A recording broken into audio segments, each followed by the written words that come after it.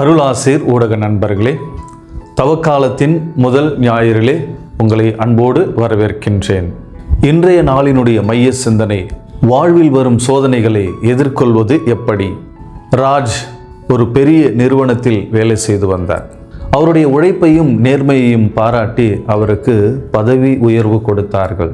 பதவி உயர்வு ஒரு பக்கம் அவருக்கு மகிழ்ச்சியை கொடுத்தாலும், தன்னுடைய குடும்பத்திற்கு தர வேண்டிய நேரத்தை தராமல் போனதால் வருத்தம் மறுபுறம்.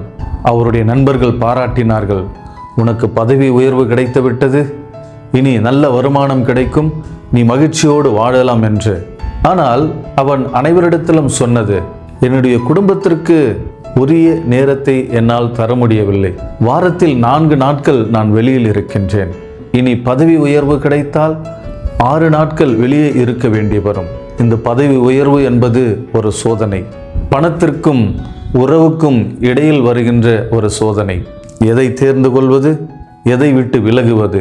பணம் முக்கியமா, உறவு முக்கியமா? பணத்திற்காக வெளியே இருப்பது முக்கியமா, உறவுக்காக தன்னுடைய மனைவியோடும் மகளோடும் இருப்பது முக்கியமா? இப்படிப்பட்ட பல சோதனைகள் நம்முடைய வாழ்விலே வருவதுண்டு.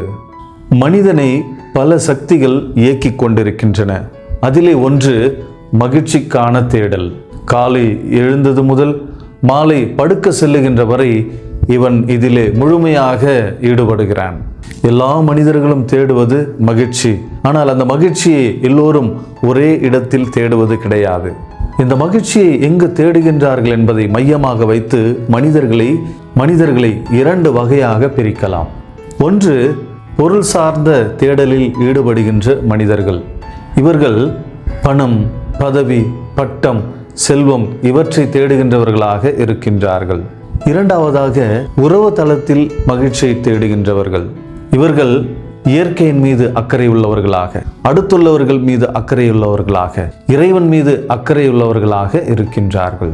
பெரும்பாலும் மனிதர்கள் தங்களுடைய மகிழ்ச்சியை பொருள் சார்ந்த தேடலில் ஈடுபடுவதை நாம் பார்க்கின்றோம்.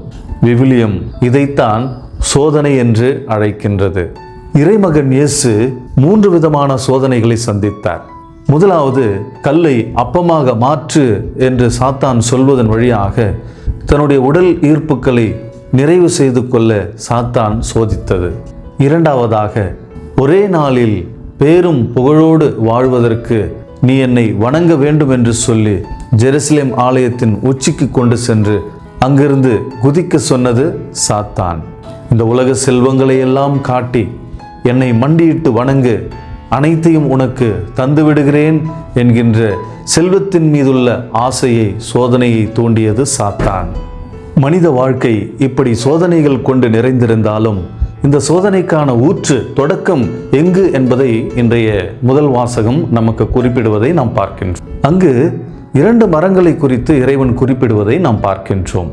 ஒன்று வாழ்வின் மரம், இரண்டாவது நன்மை தீமை அறியும் மரம். இதில் நன்மை தீமை அறியும் மரத்தின் கனியை உண்ணக்கூடாது என்கின்ற கட்டளையை இறைவன் கொடுக்கின்றார். இந்த நன்மை தீமை அறியும் மரம் நம்முடைய மனதிற்கு ஒப்பாகும். இதுவே ஆசைகளின் ஊற்றாகவும் தொடக்கமாகவும் எதிர்பார்ப்புகளின் வேராகவும் இருக்கின்றது.